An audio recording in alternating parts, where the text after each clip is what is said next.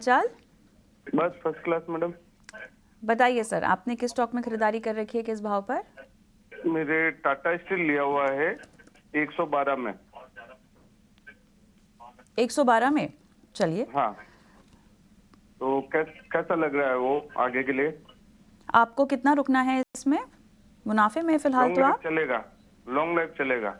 और 2 6 साल, महीना कम से कम। 2-3 साल। 2-3 साल। चलिए विवेक, हाँ, काफ़ी बड़ा नज़रिया है इनका 2-3 साल का टाटा स्टील में। पेयर्स के मुकाबले बेहतरीन पिक, क्या कहेंगे आप? देखिए, मुझे ध्यान है हम लोग इस स्टॉक के बारे में 105 110 रुपए पे बात करते थे और मैं ये भी कहता था कि बहुत अच्छा काउंटर ही है आपको के लिए।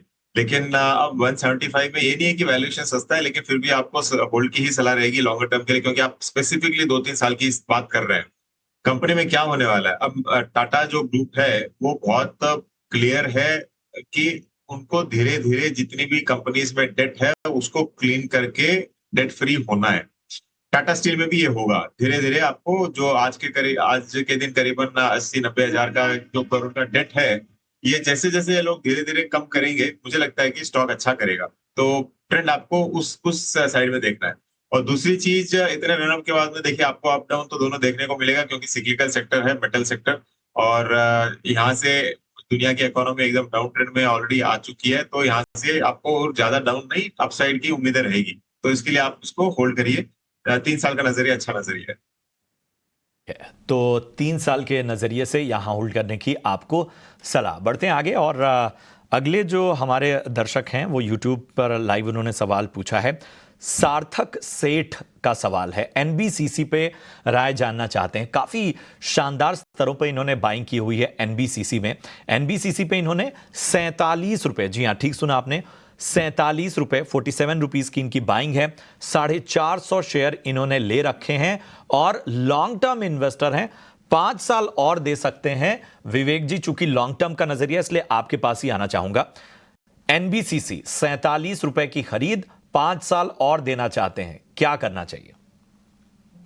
तो देखिए, जब आप अगर 47 रुपए आप करीबन बात कर रहे हो, तो आपने करीबन ये अप्रैल में जून उस रेंज में लिया होगा पिछले साल। पिछले साल ये क्या है ये, हाँ पिछले साल। तो उस समय स्टॉक का पी आपको दिखेगा कि करीबन 17 एक का पी पे स्टॉक चल रहा था। आज यही स्टॉक आपको करीबन 64-65 की पी पे मिल रहा है। देखिए, दाम बढ़े हैं ऑफ कोर्स, लेकिन जो प्रॉफिटेबिलिटी, पी क्या होता है, पी बेसिकली हम सबको मालूम है कि अगर आपका प्रॉफिट ज्यादा है तो पी आपको कम दिखने वाला है, राइट। तो जब ये 16-17 की पी में आपने लिया है, आज के दिन स्टॉक इतना बढ़ के आपको 64 पी पे मिल रहा है। मतलब ये है कि स्टॉक बहुत बड़ा है, लेकिन सिमिलर वे में उसका प्रॉफिटेबिलिटी अभी तक नहीं बढ़ी है। तो इसके लिए स्टॉक कॉस्टली है, आपके पास ऑलरेडी है, इसके लिए होल्ड कीजिए। होल्ड करने की कारण भी मैं बताता हूँ। बजट आने वाला है और बजट में आपका फोकस वापस रहने वाला है कि स्पेसिफिकली इंफ्रास्ट्रक्चर और हाउसिंग में।